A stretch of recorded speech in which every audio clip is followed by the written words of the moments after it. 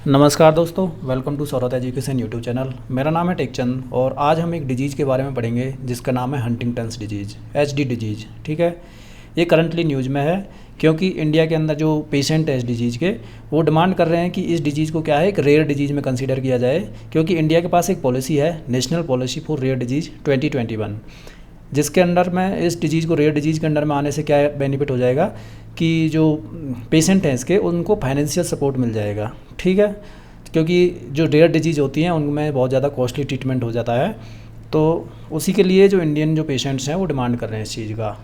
ठीक है, तो ये डिजीज़ के बारे में देख लेते हैं, क्या है ये डिजीज़ और किस तरीके से फैलती है और इसका ट्रीटमेंट क्या है, सारा पूरा एक डिटेल एनालिसिस देखेंगे इसमें हम। तो ओवरव्यू देख लेते हैं। ये जो डिजीज़ है ये एक इनहेरिटेड डिजीज़ है। इनहेरिटेड का मतलब होता है कि पेरेंट्स से बच्चों के अंदर आती है। ठीक है, और ये एक न्यूरो डिजेनरेटिव डिसऑर्डर है, यानी कि इसके अंदर क्या है, जो बॉडी ब्रेन के अंदर जो न्यूरॉन्स होते हैं और जो नर्व सेल्स होती हैं वो धीरे धीरे क्या है ख़त्म हो जाती हैं, मर जाती हैं, जिसकी वजह से क्या ब्रेन क्या है डाई हो जाता है। ठीक है, तो ये बहुत ही मतलब ख़तरनाक डिजीज़ बोल सकते हैं इसको। तो इसका कॉजेज देख लेते हैं, मेन कॉज क्या है इसका। इसके अंदर क्या है, एक हंटिंगटन जीन होता है, उनके अंदर उसके जीन के अंदर क्या म्यूटेशन हो जाता है। म्यूटेशन का मतलब होता है सडन चेंज, जो एक जनरेशन से दूसरे जनरेशन में आते टाइम क्या है, एक म्यूटेशन होते हैं कुछ जीनों के अंदर। तो उसी इस जीन हंटिंगटन जीन के म्यूटेशन के कारण ये डिजीज़ क्या फैल जाती है। ये इंपॉर्टेंट है, इस जीन का नाम आप याद रख सकते हैं।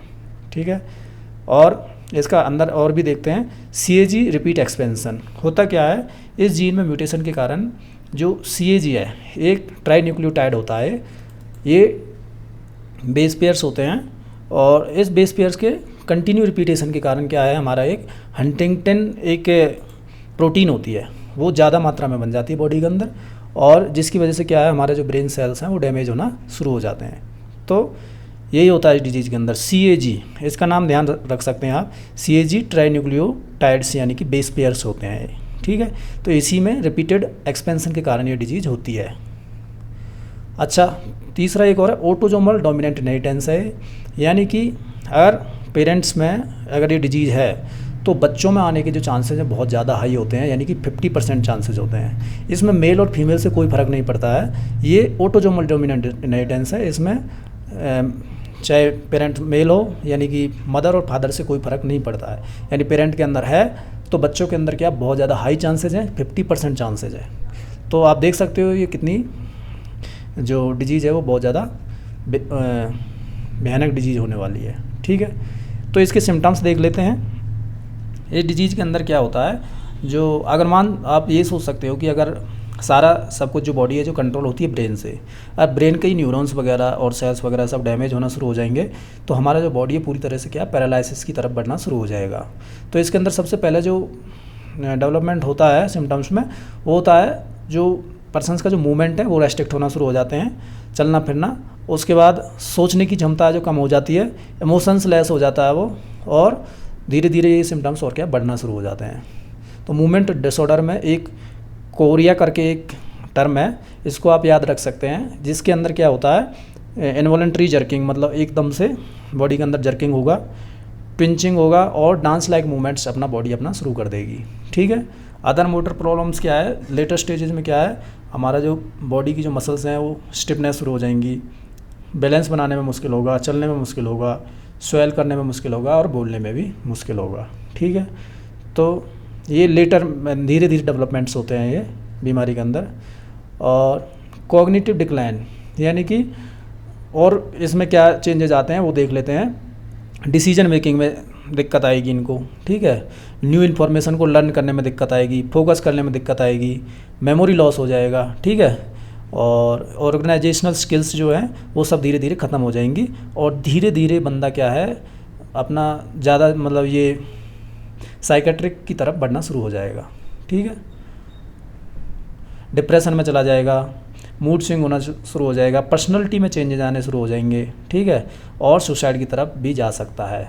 तो इस डिजीज़ के अंदर ये सारे सिम्टम्स शो करती है डिजीज़, क्योंकि ये ब्रेन से रिलेटेड है तो सारा का सारा जो कंट्रोल होता है हमारा ब्रेन के पास ही होता है। अब ब्रेन ही अगर हमारा डाई होना शुरू हो जाए तो सोच लो आप कितना बेकार जो बॉडी का हो सकता है। ठीक है, ऑनसेट एंड प्रोग्रेशन, होता क्या है, सबसे ज़्यादा एडल्ट्स में होती है, और दो तरीके की होती है, एडल्ट ऑनसेट एचडी बोलते हैं और जुवेनाइल एचडी बोलते हैं।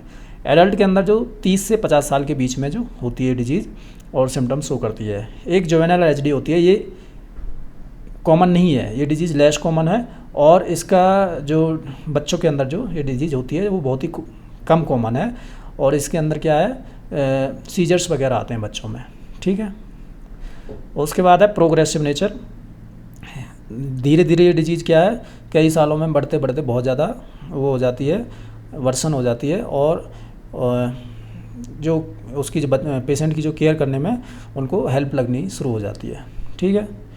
Diagnosis and management. डायग्नोसिस मतलब उसका डायग्नोस कैसे करेंगे कि ये डिजीज़ इस बंदे के अंदर चल रही है, तो वही है सेम जो अभी मैंने पढ़ाया था, CAG जो ट्राई न्यूक्लियोटाइड्स जो बेस पेयर्स हैं, इनका रिपीटेशन देखेंगे, अगर ये मल्टीपल टाइम्स रिपीट हो रहे हैं तो समझ लो ये डिजीज़ है। तो इसी से ही हम क्या है डायग्नोस करते हैं इस डिजीज़ का।